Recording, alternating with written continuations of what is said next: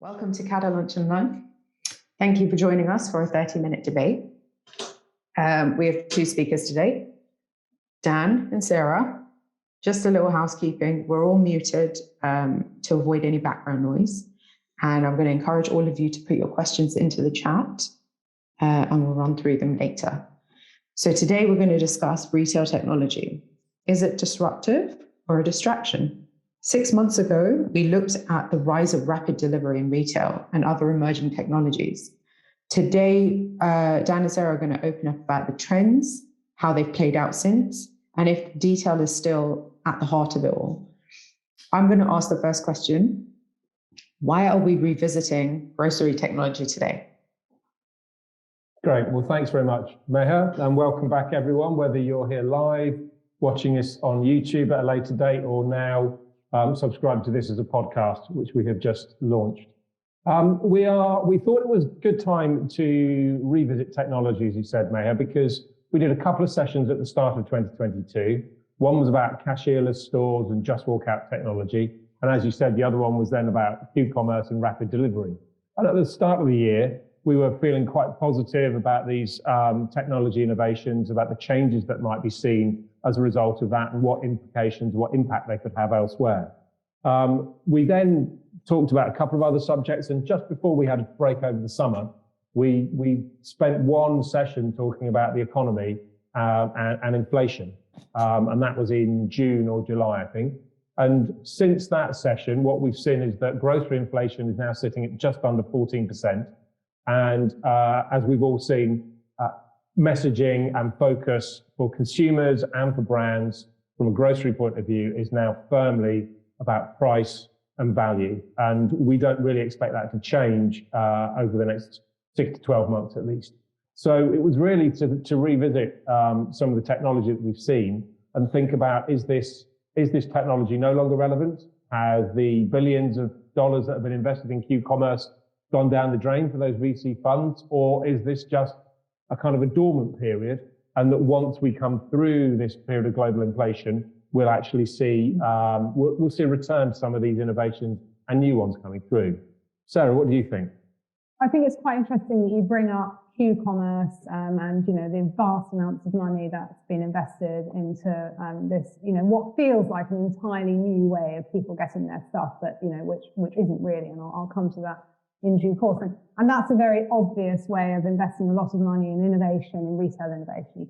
But I wonder whether it doesn't have to be quite so binary, because obviously that huge amount of money has to go into creating and growing that market and creating that demand and all those consumer expectations, and it costs a fortune to encourage consumers to try something new and to give them the kind of discounts that make it viable for them to use this service. But if we look at things like, just a few examples of things that would actually be really helpful now, for example, digital shelf edge labels. Yeah. That is tech innovation. It's not sort of big and sexy. It's not a whole store. It's not going to be splashed all over the front of the grocer.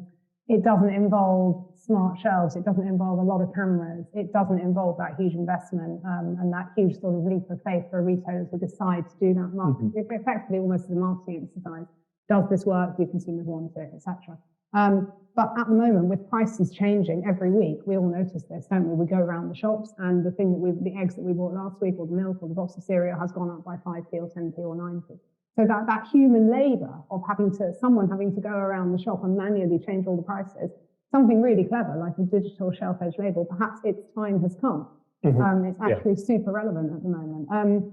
But to go back to look at Q-commerce, it's really interesting, isn't it? We've seen Getir this week is now apparently in advanced talks to buy Gorillas. Gorillas has already laid off a lot of staff, and it's reduced its focus to 5 markets, rather than trying to grow the idea and grow the concept in new territories. It's really doubling down on where are those pockets of affluence, where is that density of affluence that's going to make this business model work, because the investors have started to ask for a plan for a return on investment, rather than simply demonstrate how many people you have on the app regularly ordering. And this is a pattern we're seeing not just here in the UK. In Australia, we've got an app called Bolly has cut its head office staff. It's closing stores in Sydney. It's paused its Melbourne expansion. And there's lots of other examples. I suppose for me, it's kind of, is there enough of a market left? Is there, you can find a pocket, as you say, you could find, and I'm sure across London, you could find resilient pockets, and you could find you could find methods of getting to those people, but this was always going to be a market that was going to be dominated by scale.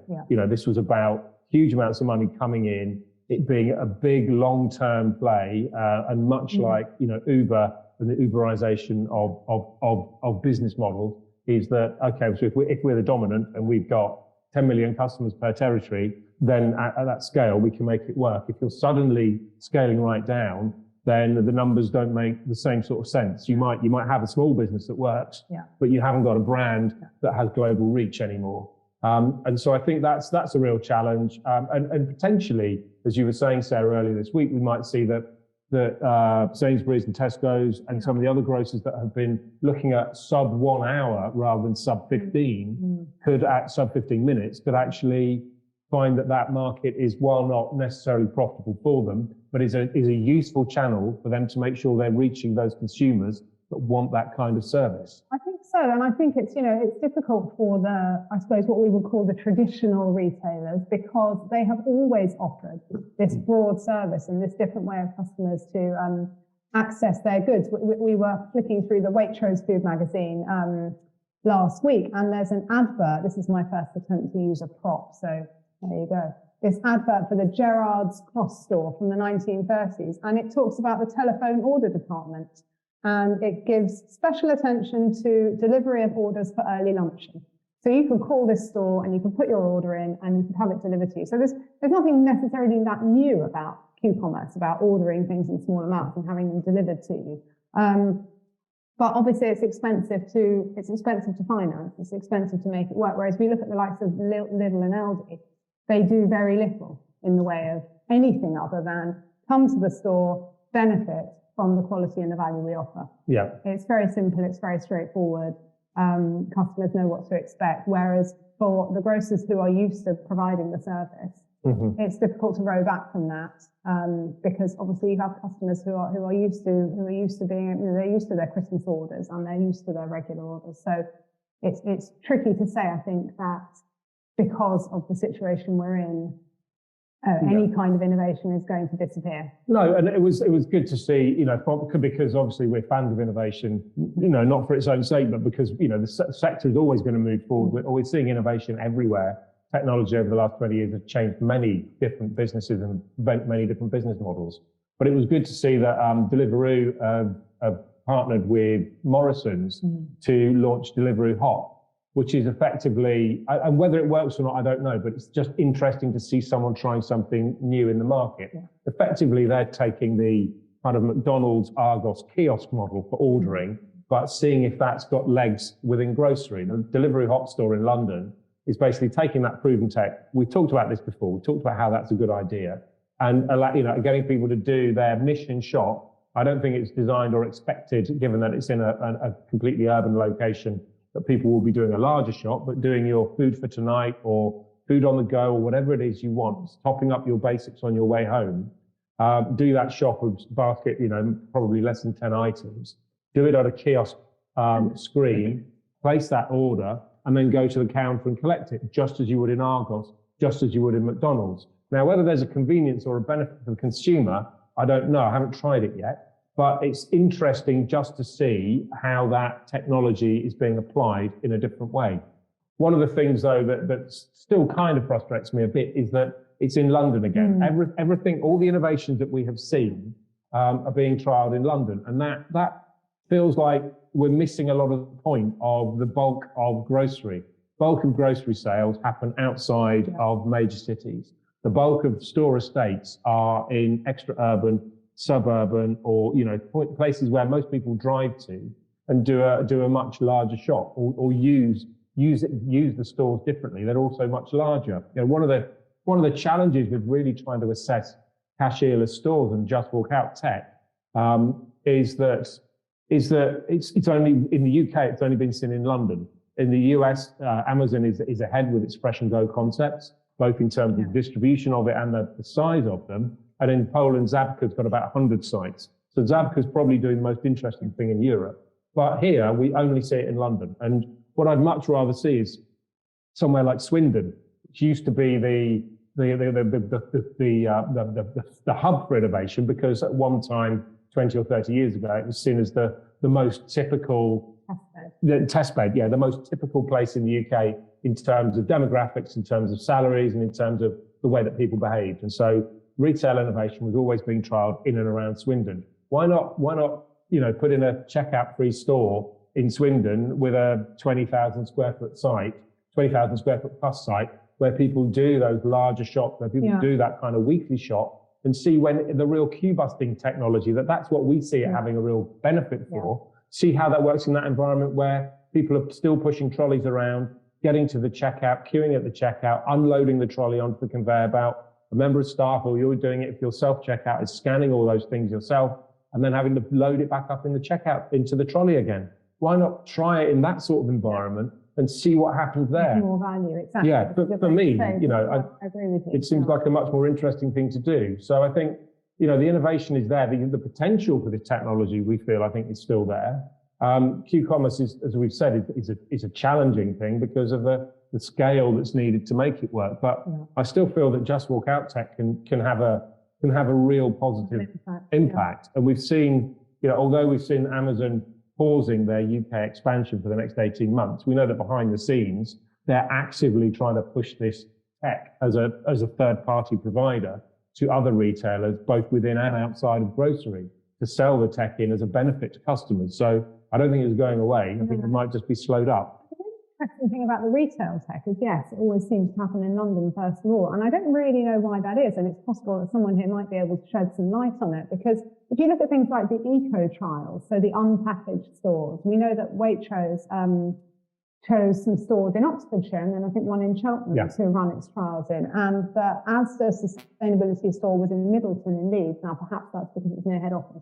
Right. And then Aldi is opening its first eco-concept store, just opened actually, didn't it, last week in Royal Leamington Spa.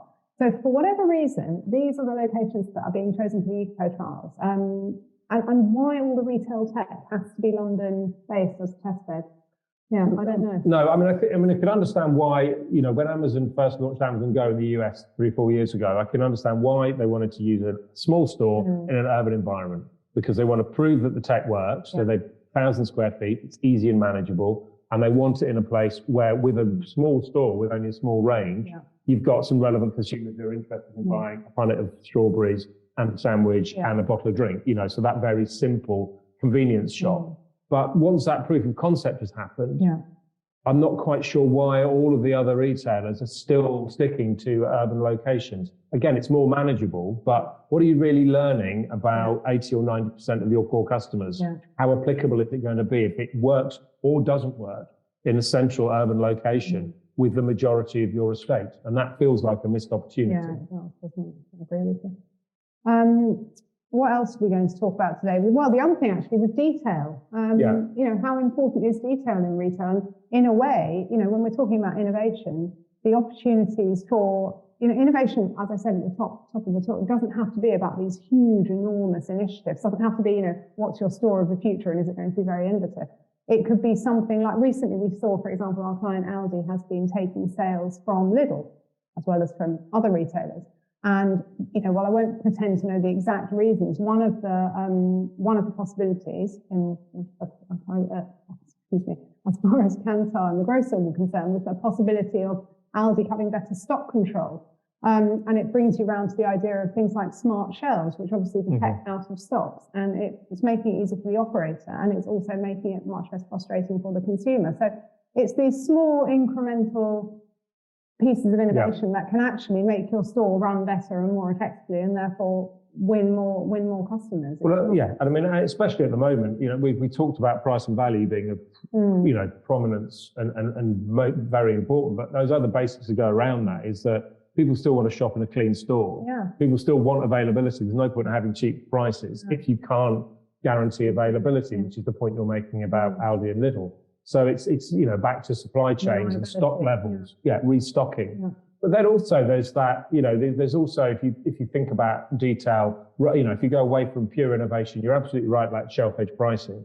right now its time has come because there's so much price volatility and there must be so many man hours being used at the moment in store daily, maybe even hourly. Yeah, exactly. Which then frustrates the customer. Yeah, but you see, we saw, rather than talk about new store formats, we think, Asda has bought the forecourt sites from the co-op, and the Asda has, being owned by the Issa brothers, and I think a good understanding of the forecourt business, has seen an opportunity to acquire another 200 to 300 sites that they can repurpose, rebrand, and retarget. And that's all about understanding their business, understanding their consumer, and understanding how they can get closer to some of those customers. So it's not innovation, but it's good, solid business thinking and seeing an opportunity. All right. I think we can hear you. Can you hear me? Yes. Sorry. We do have a question from Joseph. Joseph, thank you for joining. It would be interesting to know, I don't know if this is a question or, statement, would be interesting to know how Amazon Fresh in Sevenoaks is faring outside of London. Oh, yes, we do know about this one. Yes, very good question. Thank you. In fact, I think I tried to send someone down there. Someone from our team was down somewhere in Kent. Not a very satisfactory response, but yes, I remember trying to send them down there to have a look at it, and then I think the schedule didn't line up. So I can't tell you because I haven't been to visit it. We haven't had anyone go to see it, but yeah, it would be interesting. It's as far as I remember, it's in the centre of town, and it possibly relies quite a lot on people coming on and off the train service to and from London. So it felt a little bit like with that one, that yes, they're going out of London, but so many people in Sevenoaks are probably Tuesday, Wednesday, Thursday working in town. It's a very London audience.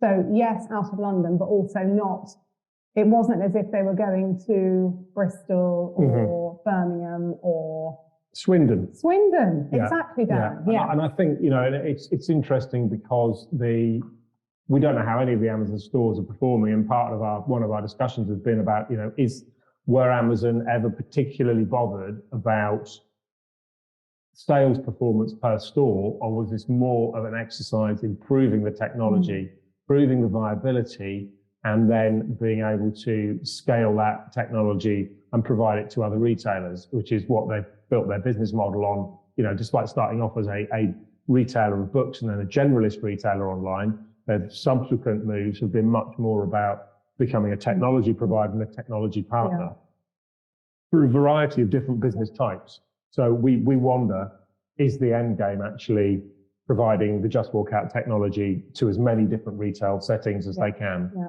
and therefore showing how it operates in, subtly different locations. Remember, at its core, it is still a tech company. Yes, absolutely. Very cool. I have a question. You spoke about detail. Do you think that these big names are, you see Sainsbury's saying, Aldi price match on their, what is it? The little tickets, the price tickets, it says Aldi price match on so many of them, taking the Tesco. Now, do you think this is where they're going to lose their focus on the actual detail in selling things? I think Tesco has it and Sainsbury's has it and Asda has it. I'm not sure which ones have it, but it's within the big four. They're chasing, this Aldi price. Asda have guaranteed certain prices will be fixed until the end of the year. So they've taken a slightly different position, which is that they've identified basics that they will hold at a price point for customers until the end of this year, at least, regardless of the inflationary pressures. But I think, the other retailers have little choice but to show customers that they're in the same market as the discounters are to some degree, because this, the pressure inflation has brought on people's grocery budgets. Let's not forget, it's not just grocery costs that are high. It's all of the costs that people are having to deal with in their monthly, household budget are rising. So groceries under pressure is the largest kind of discretionary sum of money. So I don't, and after the 2008-9 financial crash, where the big four as then was, who were much bigger at the time than the discounters. They held their margins firm to start off with, and they didn't view Aldi and Lidl as a major threat, more of an irritant off to the side in some ways. And that was the opening of the door that precipitated Aldi and Lidl's expansion in the UK over the last decade, as they grew from 1 or 2% of market share to encroaching 7, 8, 9, and now, as we saw earlier on this year, Aldi has overtaken Morrison's as to be the 4th largest grocer in terms of market share. So I think, I don't think they've got any choice but to try and hold a line and try and hold firm on what Aldi and Lidl are going to do. But Aldi and Lidl are clearly going to get more market share through this turbulent period. Absolutely. So it does feel, though, that the Asda response with the price locking until the end of the year, is a cleverer way of handling it, because it gives you reassurance as a customer. It takes the job of checking and being aware away from you as a customer, because customers don't want to constantly feel like they're having to make sure they're getting the best price. We've all got other things to be doing.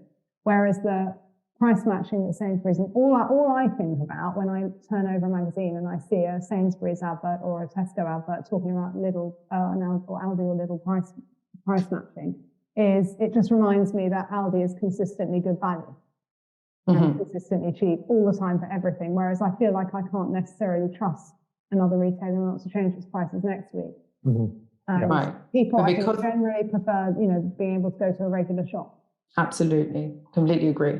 But because of this focus, do you think the focus on innovation and technology, or the retail technology that they had such a stringent focus on, like all we were reading was, these people are creating the walkout tech and this tech and that tech, and you can see these digital tickets on the aisles. Do you think the focus has shifted completely for this year, at least? I think absolutely. Because inflation has basically taken over not only their conversations, but our conversations as well. Somehow we always lead back to talking about prices that have gone up. I think probably, but the difficulty of that is, Dan was saying, the shelf edge labels, their time has come. It really has. And now they'd be hugely helpful. If you, as a retailer, had decided to implement them this time last year, you would be saving yourself a massive headache now. None of us knows what's going to be around the corner. I think it's the responsibility of everyone who's involved in this industry, whether us as consultants or operators, retailers, is to really be aware of what's going on, what's coming around the corner, and be aware of the trends that are out there, because they're going to come whether we like it or not. And it's a question of sort of future planning, isn't it? Yeah, I mean, I think there's two sides to this coin. One is that good common sense innovation, like we've talked about electronic shelf edge ticketing a lot. That is obviously it's a mature, stable technology. It's at a point where it's now affordable and it makes sense. It's the same with what we've seen. There's been a very long journey with self-checkout. And what we now see is that certainly in urban locations, the vast majority of checkout options in a new store are going to be self-checkout, if not all. There'll be a ratio of 10 to 1. So 10 unmanned self-checkout units compared with 1 optionally manned space. And for smaller baskets, I think it's actually what people prefer, because they perceive it to be quicker, or they don't want the interaction. They can get in and out quickly, and that's that. But as Dan said, it's taken a while for that to mature, and we all remember the days of incorrect item in bagging area and so on. But we've moved beyond that now. So. And that was it. That first became popular in the 90s. But the other side of that to talk about then, if we move away from the kind of that very practical, mature technology that can be implemented, to go back to kind of focus on detail, that's obviously the right thing to do, is that there will be other innovation. There will be things going. Now, there isn't, I don't think, a consumer appetite for a whole new store format right now, because people are just focused on price and value. So, you would be brave to be launching something completely new right now, unless you knew that it was going to help to benefit those messages around cost. But there will be other people will still be innovating in the background. Technology is not going to stay still. And so there will be people trialing things in dark stores. There will be people carrying out consumer research that will be talking about what if this store felt like this? what if this technology could provide that service? How many channels does your customer want to interact with? One of the big things we talked about repeatedly over the last year is that as brands, you have to be where your customers want to be, not where you want them to be. You need to, which is an important distinction, is that if customers want to buy their groceries from you via a social media app, then how do you get there? Because if not, someone else is going to do it. They administer their life through their phone, which is attached to their hand, then you need to be there. If Elon Musk is going to buy Twitter and is going to launch a WeChat equivalent in the West, that it becomes this one platform on which everything happens, then your brand better be there, no matter what the cost is, because otherwise other brands are going to take your market share. It's becoming very complicated to be a grocer, becoming very complicated to be a retailer, because you have to exist in multiple channels and you have to interact with customers where they are and where they want to interact with you at times that they want to interact with you. So it's never going to get simpler again. No. Physical stores continue to be critically important because people want those physical spaces to choose, to make choice on products. If we're thinking about, if we go away from grocery and value, and we talk about places to meet, places for people to enjoy shopping rather than functional spaces or functional online only shopping, then all of this is still up for grabs. All of this is still evolving. We're just going to see some of these evolutions happen more quietly than we expected this year, because we expected at the start of 2022 that there will be a pent-up delivery of innovation that had been happening in the background through COVID. And unfortunately, what's happened is that from inflation to the war in Ukraine to supply chain issues, that hasn't been the case, and we end up in a third uncertain year. But someone out there is doing something new that no one has thought of yet, and we will see it. It'll be great. I'm looking forward to that. Okay, I don't want to keep anyone longer for their lunch break.